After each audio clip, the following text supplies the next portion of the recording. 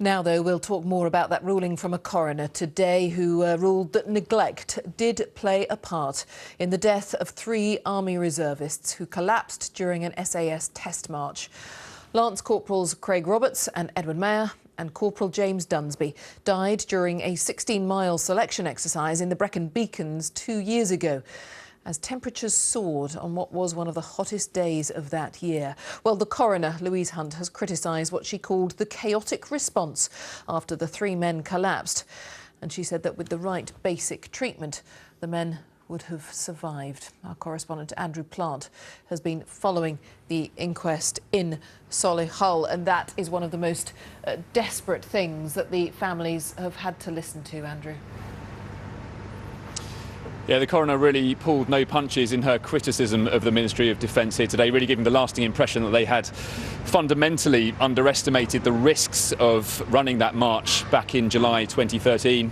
It was designed to be difficult, of course. It was part of the culmination of a selection exercise for the SAS reservists, so it was designed to be extremely tough. 16 miles of marching over the Brecon Beacons, up and down some very, very steep slopes, taking something in the region of 9 hours, and the soldiers were also carrying pretty heavy packs as well, weighing something like 60 pounds, along with replica rifles too, and there was limited water. So these were really designed to be difficult, to separate out the very, very fittest people for selection to the SAS reservists and to really push people to their absolute limits. But it was one of the hottest days of the year, temperatures soaring to around 30 degrees, and very tragically, in 3 cases, it pushed people beyond their limits. 2 people dying there on the Welsh hillsides that day, and a 3rd dying after being medically evacuated 17 days later in hospital.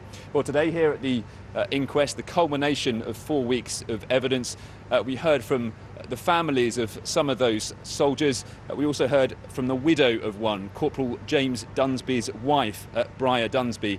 She said the Ministry of Defence had showed no accountability and no humility since that day in July 2013.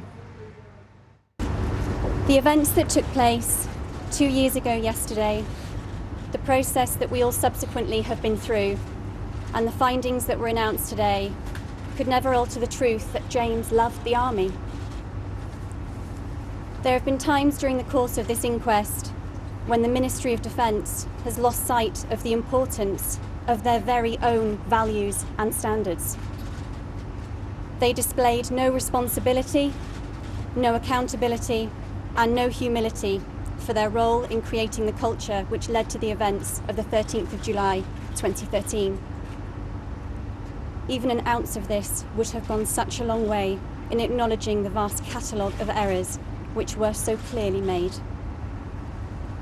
Those qualities and values were surely the very least which should have been displayed to honour the memory of 3 of their own, to their families and to the coroner. James would have been so hugely disappointed by the behaviour of an organisation for which he had fought for and to which he ultimately lost his life. Well, the coroner has been looking at what kind of training the staff running the 5 checkpoints on that 16-mile march had in spotting the signs that people were suffering from what they call heat illness or heat exhaustion, the dizziness, the nausea, the fatigue, and what they could look at people and see whether or not they were capable of continuing the march. She was also looking at whether there was a good plan in place for the evacuation of people who couldn't carry on with the march, and in both cases she found there were severe failings, that staff weren't properly trained in spotting the signs of heat illness, that in fact there was no coherent evacuation plan for people who were suffering on that day. Well, the Ministry of Defence did speak after the conclusion of this inquest today. They said they were sorry and that they took responsibility for what happened that day. I would like to apologise for the deaths of James Dunsford, Craig Roberts and Edward Mayer, 3 fine soldiers. And I'd also like to offer my sincere condolences to their families and friends who have shown great dignity during what has been a very difficult period. We are truly sorry for all the mistakes that the coroner identified today.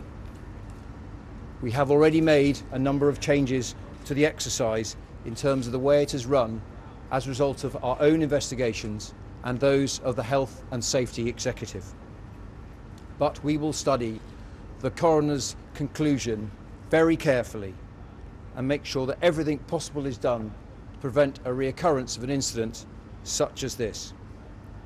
And we will also hold our own service inquiry as soon as all the civil investigations have finished. It is necessary to train our soldiers to the highest standards to meet the security challenges that we face both in this country and overseas. And to do this requires our individuals to push themselves and take some risk.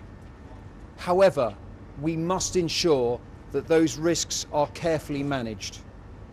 In this case, we did not do this and accept responsibility. The coroner wasn't quite so sure, though. At the end of her conclusion here today, she said she had no confidence that enough measures have been put in place to make sure this kind of thing never happened again. Andrew, thank you. Andrew Plant in Solihull.